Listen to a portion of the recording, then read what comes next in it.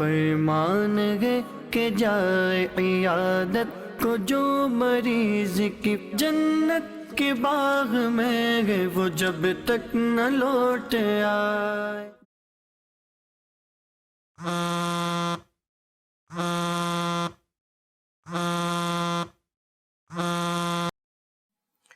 السلام علیکم ورحمۃ اللہ وبرکاتہ۔ وعلیکم السلام ورحمۃ اللہ وبرکاتہ۔ کیا حال ہے فیضان بھائی، خیریت؟ الحمدللہ رب العالمین۔ جی لبیک لبیک۔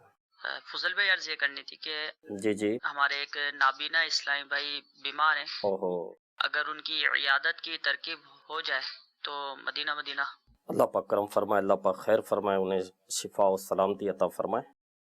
جی لبیک، میں حاضر ہوں، لیکن کب چلنا ہے؟ اگر ابھی چلیں تو؟ ابھی؟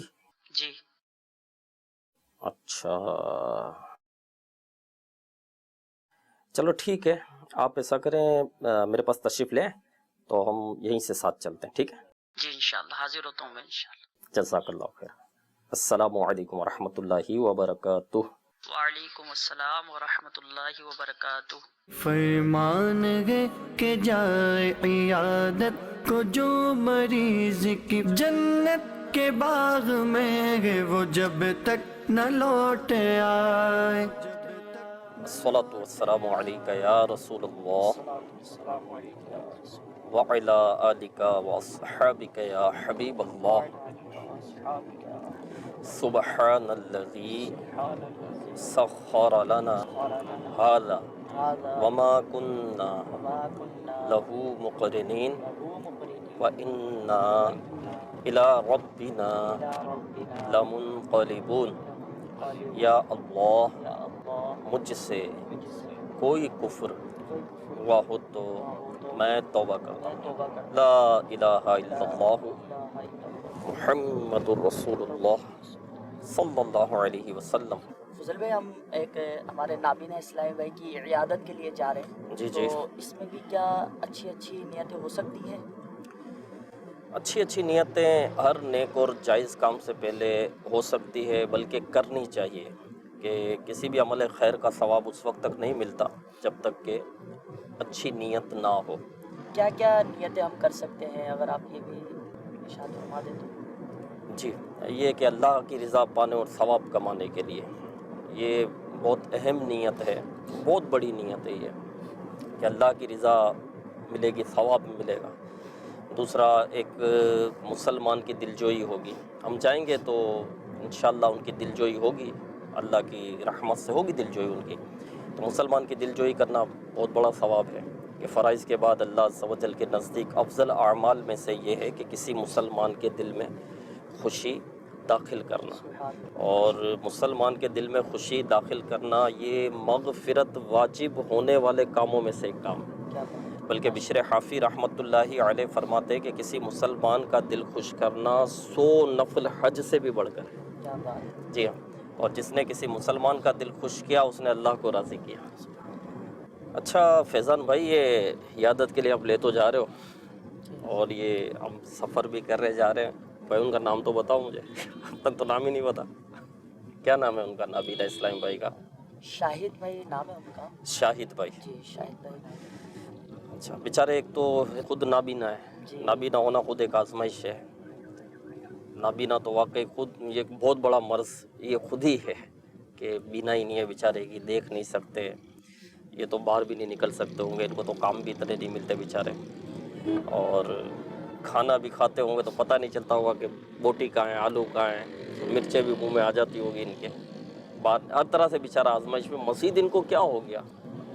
کچھ ہی دنوں سے ان کے مطلب گردوں وغیرہ کے کچھ مسائل تھے گردوں میں؟ جی، اوہو، اور ابھی کمزور بھی بہت ہو گئے بیچارے، پہلے تو تھوڑا ٹھیک تھے لیکن اب کمزور ہو گئے، اور ابھی پاؤں کا بھی کچھ مسائل ہو گئے تھے ان سے نا، تو ابھی بیچارے گھر میں مطلب لیٹنے کی ترکیب ہے بس بیچارے۔ اچھا فیضان بھائی، جیسے ابھی ہماری بات ہوئی کہ یہ بیچارے نابینا اسلام بھائی ویسے ہی آزمائش میں ہیں، پھر گردوں کا بھی مرض ہے، اب ہمیں ایک دو احتیاطیں اور بھی کرنی ہیں۔ ویسے بھی جب بھی مریض کی عیادت کے لیے جائیں تو یہ احتیاط ہمیں کرنی چاہیے کہ اس کے سامنے اس طرح ظاہر نہ کرے کہ تمہاری حالت خراب ہے۔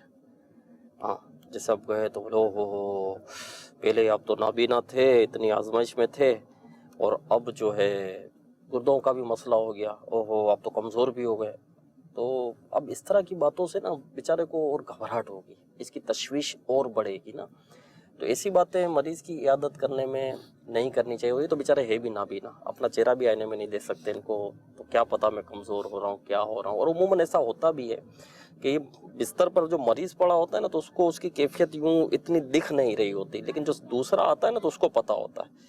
تو اب اگر ایسی کوئی کیفیت دیکھیں، پہلے آپ دیکھیں کہ یار کمزوری تو بہت بڑھ گئی ہے، آزمائش میں بہت ہے، تو پھر اس طرح نہ کیا جائے نا، او ہو آپ کی تو حالت بہت خراب ہے، سر بھی اس طرح ہلاتے ہیں، یہ کیا ہو گیا. ہاں اس طرح کے یہ نہیں کرنا چاہیے. السلام علیکم ورحمۃ اللہ وبرکاتہ. شاہد بھائی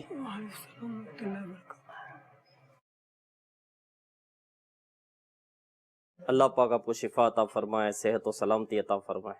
سرکار بس کڈنی کو گردے کی تکلیف پہلے تھی، ہارٹ کی تکلیف بھی اب زیادہ ہو گئی ہے. صبر کرے، ہمت رکھے. بندے کو جو بھی تکلیف پہنچتی ہے، بخار آتا ہے، سر کا درد آتا ہے، گردے کی تکلیف آئی، دل کا مرض آیا، آتا اللہ کی طرف سے. بے شک. اور اس پر بندہ جب صبر کرتا ہے تو اس کے بدلے اس کو اجر ملتا ہے. شکوہ شکایت نہیں کرنی، بس صبر صبر اور صبر کرنا ہے کہ بیماریوں سے، تکالیفوں سے گناہ معاف ہوتے ہیں. ہاتھ پہ نا بہت ہلکا لے رہے. ہمت رکھنی ہے، صبر کرنا ہے. بس یہ ذہن میں رکھیں، وہ پنجابی کا ایک شعر ہے نا کہ جس سوہنا میرے دکھ وچ راضی تے میں سکھ نو چلے پاؤں. اگر ہاتھ پاؤں میں بھی درد ہے تو میرے رب نے دیا ہے، ٹھیک ہے دیا ہے تو مجھے صبر کرنا ہے، اور اس پر میرا رب مجھے اجر عطا فرمائے گا. ٹھیک ہے نا، یہ ذہن میں رکھنا ہے. اجر پر نظر ہوگی نا تو تکلیف جو ہے نا، یہ اس کی جو محسوسات ہے اس میں کچھ کمی آ جائے گی.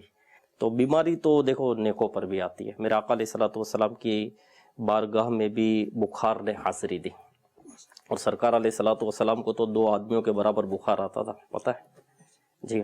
اور آقا علیہ الصلوۃ والسلام نے تو فرمایا کہ بخار کو برا مت کہو، کہ اس کی تپش جو ہے وہ گناہوں کو جلاتی ہے.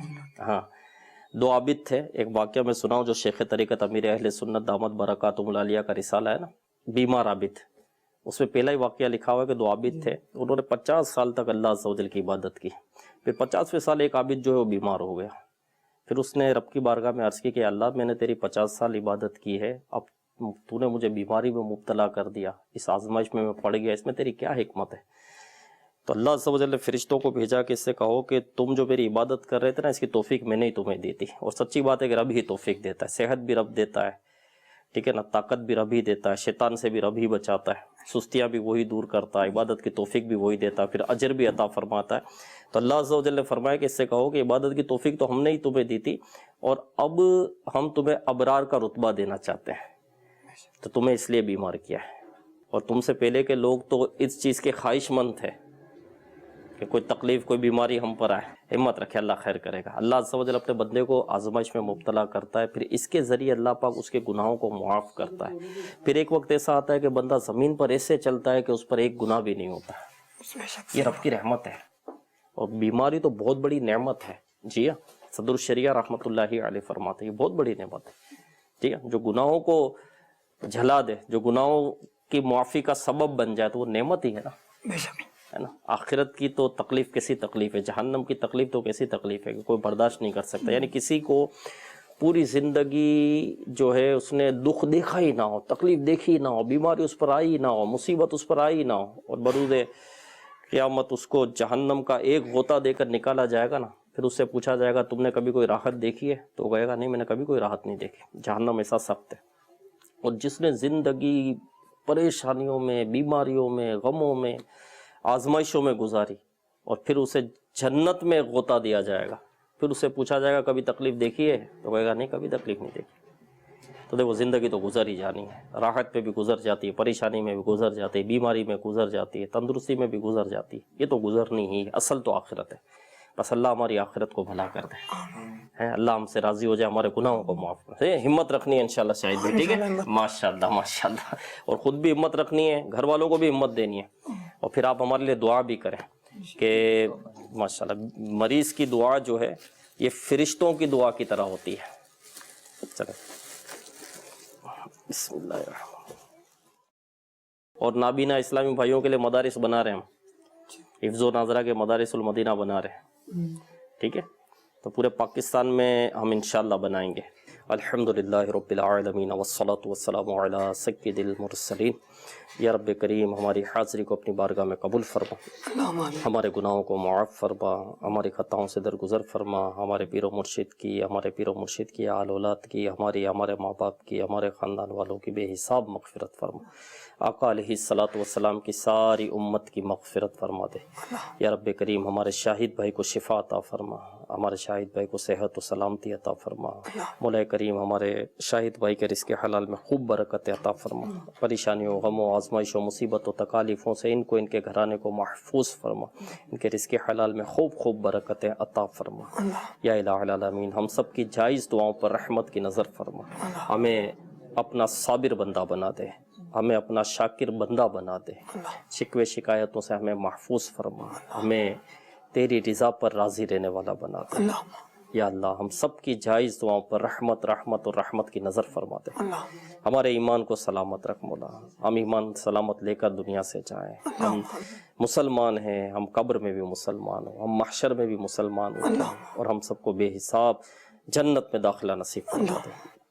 کہتے رہتے ہیں دعا کے واسطے بندے تیرے, کر دے پوری آرزو ہر بے کس و مجبور کی. ان اللہ و ملائکتہ یصلون علی النبی یا ایھا الذین آمنوا صلوا علیہ وسلموا تسلیما. اللہم صل علی سیدنا و مولانا محمد معدن الجود والکرم وآلہ وبارک وسلم. سبحان ربک رب العزة عما یصفون وسلام علی المرسلین والحمد للہ رب العالمین بحق لا الہ الا اللہ محمد رسول اللہ. اچھا شاہد بھائی یہ کچھ اسلامی بھائی یہ بھی لائے تھے, اسے بھی قبول کر لیجئے گا, اور یہ لفافہ بھی آپ قبول کر لیجئے. بس رکھیں. فضل بھائی ایک عرض کرنی تھی آپ سے کہ مطلب کوئی عیادت کے لیے کہیں جاتا ہے تو اس میں یہ ہوتا ہے کہ کوئی فروٹ دیتا ہے, کوئی بسکٹ وغیرہ دیتا ہے, لیکن آپ نے لفافہ دیا, یہ سمجھ میں نہیں آ رہا, تو مطلب کیوں, اس کے بارے میں کچھ اگر رہنمائی فرما دیں. ہاں آپ کے ذہن میں یہ آ رہا ہوگا کہ وہ لفافہ تو وہ شادیوں میں دیا جاتا ہے, منگنیوں میں دیا جاتا ہے, سالگرہوں پر دیا جاتا ہے. تو امیر اہل سنت دامت برکاتہ العالیہ نے ایک مدنی مذاکرے میں ترغیب دلائی تھی, یہ امت کی خیر خواہی کے لیے ہی ہے کہ جو مریض ہو نا اس کو بھی تو لفافہ دینا. اب بیچارہ مریض ہے, پہلے ہی بستر پر پڑا ہوا ہے, ابھی ہم گئے, آپ نے دیکھا بیچارے کا گھر کی کیفیت بھی دیکھی آپ نے, کیا کیفیت تھی. دل بھی چل رہا ہوگا آپ کا, میرا تو دل چل رہا تھا واقعی کہ یار بیچارے کیسے گزارا کرتے ہوں گے. اب اس میں بیمار پڑ جائے, پھر نابینا بھی ہیں یہ, اب آپ کیا سمجھتے ہو, کیا دوائیوں کے پیسے ہوں گے ان کے پاس؟ ایسے تو بیچاروں کے پاس کھانے کو ہو جائے تو ہی بڑی بات ہوتی ہے. سچی بات ہے, کھانے کو بھی نہیں ہوتا ہے. ایسے جو مریض ہیں نا خاص کر کے, تو ان کی تو مدد کرنی چاہیے, پیسے ان کو دے تاکہ بیچارہ دوائی لے سکے. ہو سکتا ہے گھر کا اخراجات ہوتے ہیں, بجلی کے بل بھی دینے ہوتے ہیں, بیمار ہے, پڑے ہوئے ہیں, کیا کریں گے. تو یوں مدد کرنی چاہیے, کرتے رہنی چاہیے. ویسے بھی مریض نہ بھی ہو تو بھی دیکھتے رہنا چاہیے. سفید پوش لوگ ہوتے ہیں, ہاتھ نہیں پھیلاتے کسی کے سامنے. دیکھو بھیک بھی تو نہیں مانگتے نا, جی سامنے ہی ہے نا, تو پڑے ہوتے ہیں, یوں ان کو مانگنا بھی نہیں آتا ہوگا. یہ کوئی پروفیشنل تو ہوتے نہیں ہے. پروفیشنل جو بھکاری ہوتا ہے نا, اس کو مانگنے کی بھی ٹیکنیک ہوتی ہے کہ منہ کس طرح بنانا ہے, بولنا کس طرح ہے. ان کو تو الفاظ بھی نہیں ہوتے بیچاروں کے پاس. ٹھیک ہے نا, انشاءاللہ. مدنی چینل کے ناظرین کی خدمت میں بھی میں عرض کروں گا کہ اس طرح جو مریض ہوتے ہیں ان کی ہمیں مدد کرنی چاہیے, عیادت بھی کرنی چاہیے. دل جوئی ہوتی ہے, اور مریض کے پاس زیادہ نہیں بیٹھنا چاہیے کہ ظاہر ہے کہ پہلے ہی مرض ہے, تکلیف اس کو ہوتی ہے. ٹھیک ہے نا, ہاں جس سے اس کو انسیت ہوتی ہے اس کو تو بیٹھنا چاہیے اس کے پاس زیادہ دیر. تو خیر یوں مدد کریں مریضوں کی, دیکھیں, دل سے ان کی دعائیں نکلے گی انشاءاللہ. آپ کے دل کو بھی راحت پہنچے گی انشاءاللہ. صلو علی الحبیب صلی اللہ تعالی علی محمد. فرمان ہے کہ جائے عیادت کو جو مریض کی, جنت کے باغ میں ہے وہ جب تک نہ لوٹ آئے.